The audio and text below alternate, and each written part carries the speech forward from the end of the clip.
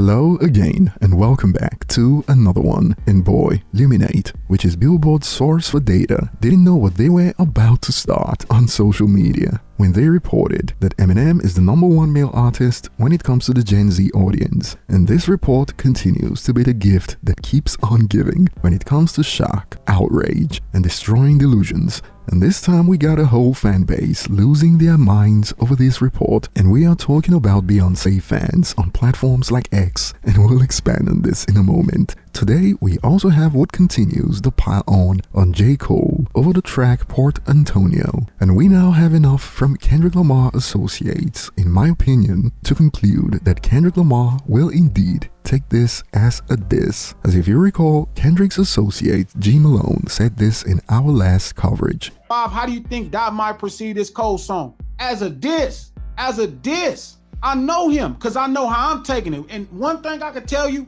we take shit the same. He see it like I see it.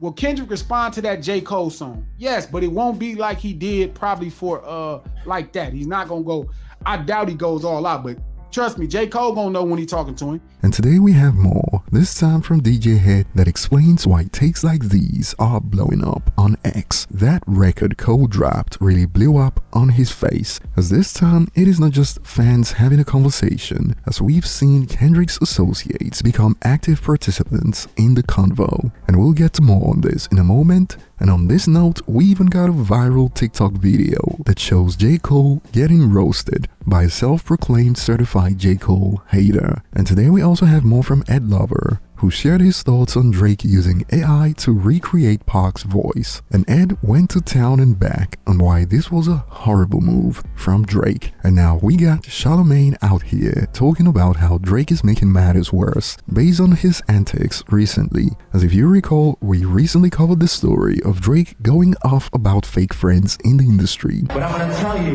you're gonna come to a point in life where people you thought were friends, or people you thought were close to you, they might switch up, they might try to move funny with you. And also Drake trolling Jay-Z by sharing a photo of Solange after Jay-Z got beat up in that elevator. Come on, man. And we got more from Snoop Dogg, who recently shared the differences between working with legendary producers like Pharrell and how it compares with working with Drake. And before we get to it, you don't have to get in elevators to smash that like button like Solange if you enjoy content like this, and better yet, it is legal and safe. And remember to subscribe if you haven't. And starting out with the way Drake's been moving since the battle, and more recently giving speeches about fake friends and trolling Jay-Z, Charlamagne went off on Drake on the Brilliant Idiots podcast. Check out a snippet of his rant. The only reason we know Drake's not the guy no more is because of shit like this. Oh, shit.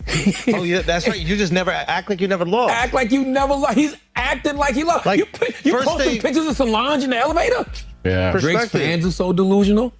And they love him so much. He's got a cult-like following. He probably sold out of those OVO hoodies in seconds, right? They're not giving up on him. Act like your fans. I won the battle. And you know, and he's got the perfect out to say why, right? Even though we all know he lost. He never engaged with Kendrick one-on-one except for the Hard Part 6. He talks about a bunch of different rappers. Hard Part 6 is the one where he really just talked to Kendrick directly. So all you gotta do is say, yo, I beat 20 people by myself. Like, own it. Don't even say you, matter of fact, you don't even gotta lie. You don't even gotta say you beat Kendrick. All you gotta do is be like, yo, I took on 20 people by myself. Yeah. And came out unscathed. I took out 20 people by myself and came out unscathed. Even though he came out very scathed. But why do y'all think that's gonna do anything? They're just still gonna come at him.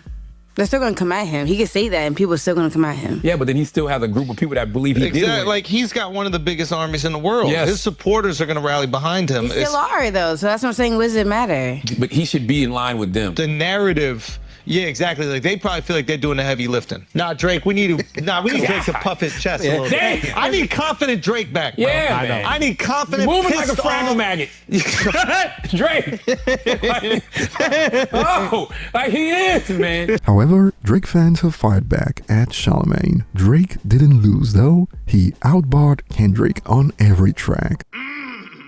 Dude said, was it the braids? And y'all went crazy, lol. He said Drake sexualizes black women, and dudes acted like he wrote a biblical verse. Disgusting bias all around. Drake won, in my opinion. And more from Drake fans. Charlamagne has been hating on Drake for the most of his career, so it is no surprise to hear some of the comments he's making. That being said, I do think Kendrick had the bigger hit, but I also felt Drake held his own, and some might even argue he came out on top. Apart from Euphoria, and not like Us, the rest of the tracks didn't really hit for me. They were kinda dull, but Family Matters by Drake was on another level, and that AI track was pretty creative. And speaking on the AI track, we got to hear Ed Lover's thoughts on Drake using Pac's voice to diss Kendrick. And Ed Lover wasn't having it. Check out a snippet from The Art of Dialogue. Oh, I hated that shit. I hated that. Because that man is not here to give you his permission to do shit.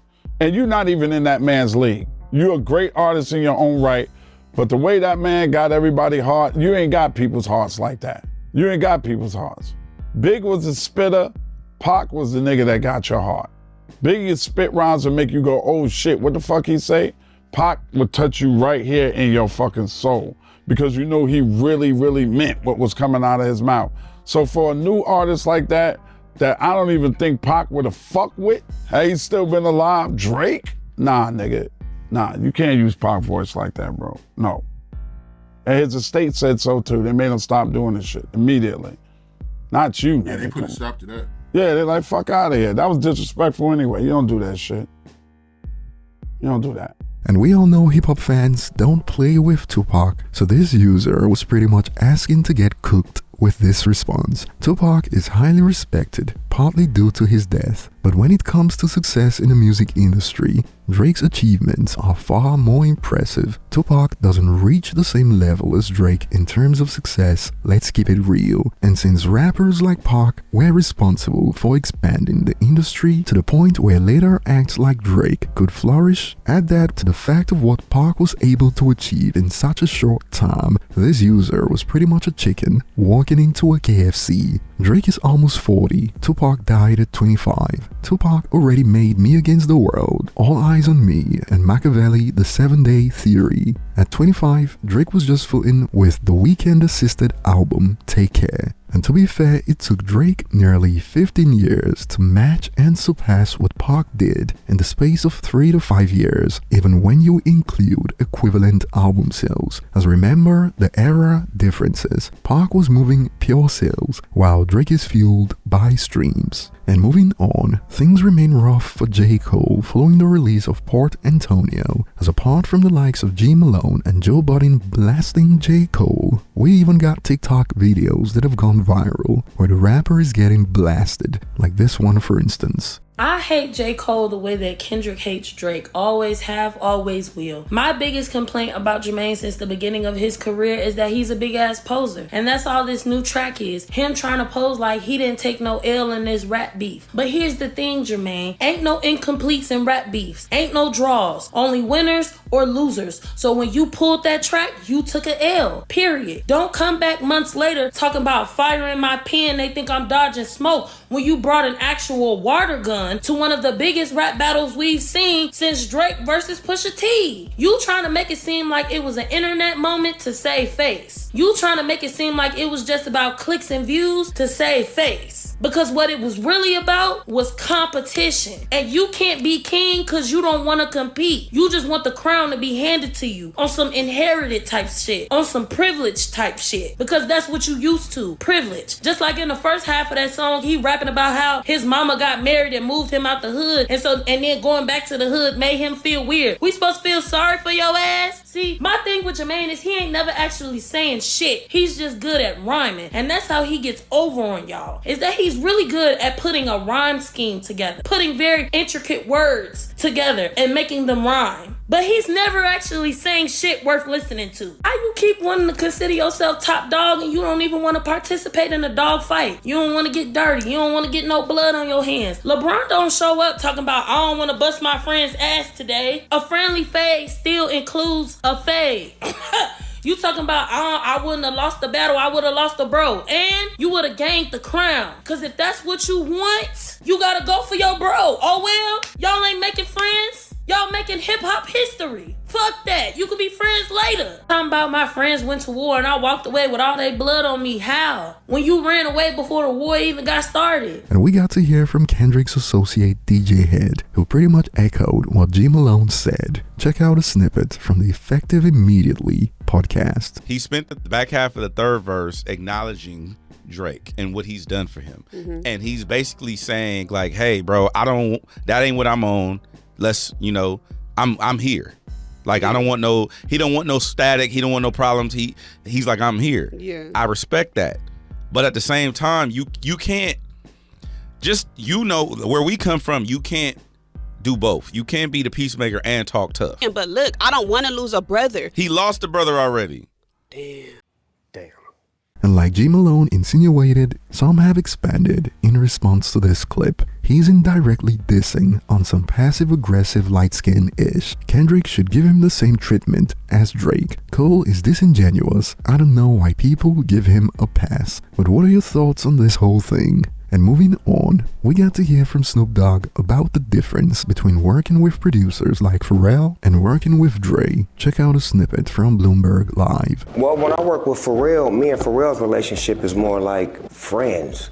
So when you're working with your friend, he's more easier to let me get away with things. Like, oh, that was dope. That was dope. Dr. Dre be like, nah, do that again. No, you said it was too hard on your P's, huh? You were supposed to say player, you said player.